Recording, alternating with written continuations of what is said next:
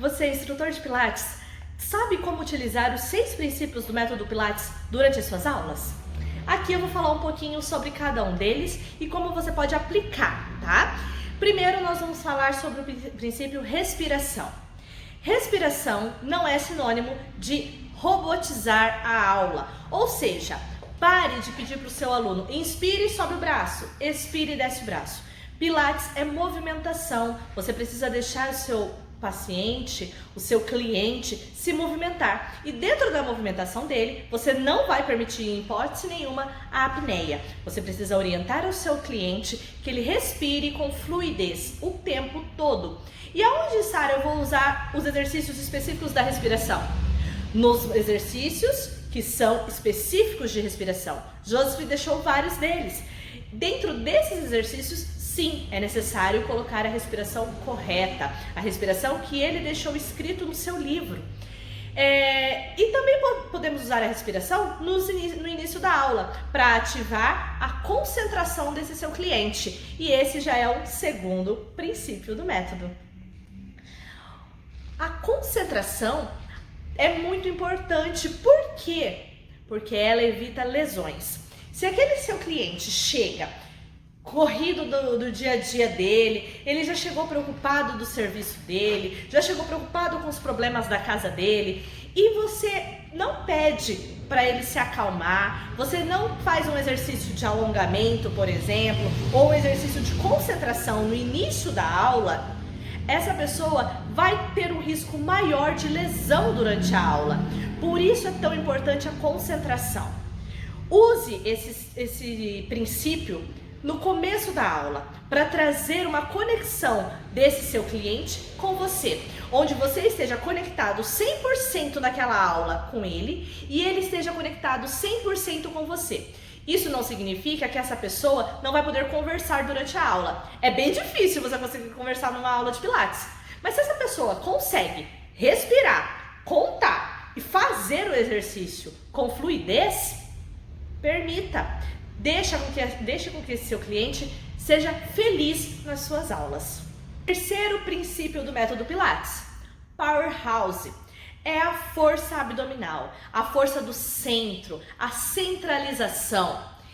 O que vem a ser a centralização? Significa que todo e qualquer movimento do nosso corpo como ser humano parte do tronco, parte do abdômen, costas e glúteo. Esses são os músculos principais, né? Os grupos musculares principais do Powerhouse. E é ele que deve ser ativado durante toda a aula, durante todo movimento, durante o nosso dia a dia. É ele que faz, quanto mais forte tiver o seu Powerhouse, menos dor esse seu cliente vai ter. Menos dor vai ter em coluna, menos flacidez abdominal, menos incontinência urinária, enfim, é a partir do tronco que sai toda a movimentação de membros superiores ou membros inferiores. Vou dar um exemplo aqui para você.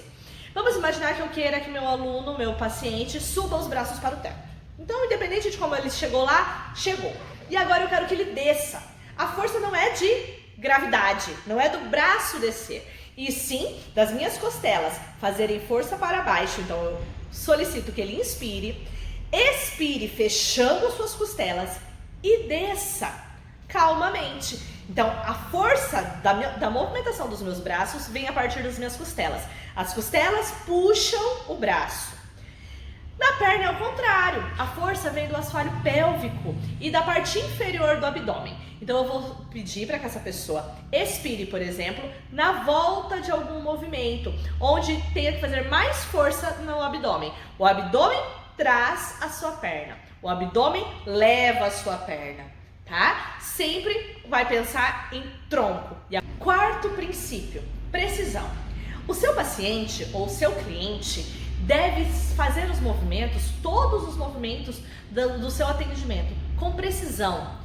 Não vale ficar com uma mão assim, por exemplo. Vou fazer qualquer exercício com a minha mão assim. Não, eu não posso ter essa quebra de punho. Ele tem que estar alinhado com o resto do meu corpo. Os meus pés, ou meu pé vai estar em ponta, ou ele vai estar em flex. Não existe um pé relaxado numa aula de Pilates, dentro de um atendimento. Então, você como instrutor, tem que saber 100% de como você, com comando verbal e não demonstrando, sim, falando, seu comando verbal deve ser preciso para esse seu aluno. Quanto mais preciso você for no seu comando, mais preciso vai ser a realização desses movimentos e maior vai ser os benefícios para esse seu cliente. Pensando dessa forma, você, como instrutor de Pilates, tem que saber na teoria, sim, 100%, como que eu faço cada movimento. E principalmente na prática. Se você é aquele instrutor que só lê, só estuda, mas não pratica, você não sabe o que é Pilates. Pilates é um método, é uma filosofia de vida. E com ele, você tem que ter uma transformação sua, você tem que ter uma transformação interna. Se você é um instrutor de Pilates, é porque você acredita nessa técnica. E você só pode acreditar em algo que você faz, que você pratica. Um exemplo meu. Eu dou, por exemplo, 2 aulas semanais, 2 atendimentos para cada pessoa, tá? Em média, 2 a 3. Se eu montei 2 aulas, eu vou treinar as 2 aulas. Eu pratico em mim, para saber exatamente aonde que o meu paciente tem que sentir cada exercício. E é muito comum eu ouvir: nossa, Sara, ninguém nunca me falou isso, eu nunca senti esse músculo antes. Mas nunca sentiu porque você nunca foi orientado a sentir. Então, mude a sua forma de atendimento, sinta no seu corpo a precisão e saiba falar dicas precisas para que sim, o seu paciente faça tudo de forma integrada, utilizando todos esses princípios durante todo o seu atendimento. 5º princípio, controle. A pessoa tem que saber quando começar, quando terminar o movimento. Ela deve evitar de todas as formas o impulso. O nosso corpo no Pilates não trabalha com impulso, e sim com força e recrutamento de músculos específicos de cada exercício. Então a pessoa tem que ser controlada. Ela não vai fazer nada além do limite dela e não vai fazer nada menos que a amplitude de movimento máxima dela. Resumindo, se o meu paciente consegue levantar a perna a 90 graus, ele não pode fazer um exercício a 45. Se o máximo da amplitude é 90, ele vai fazer o exercício a 90. Se o máximo da amplitude dele, por exemplo, no 100, é a perna a 1 palmo do chão, que é o ideal, né? 1 palmo do chão, é ali que ele vai fazer. Ele não vai fazer o movimento do 100 num tabletop, por exemplo. A pessoa tem que ter um controle ao começar o seu movimento, saber da onde que vem as forças, lembrando que o Pilates trabalha sempre com forças opostas. Se eu estou fazendo força de um lado do meu corpo, necessariamente tem que ter uma força oposta a ela, e isso é uma indicação que você, instrutor, vai passar para o seu paciente. Outra coisa muito importante é a volta. Sempre a volta do movimento é mais importante que o início ou que o meio. Por quê?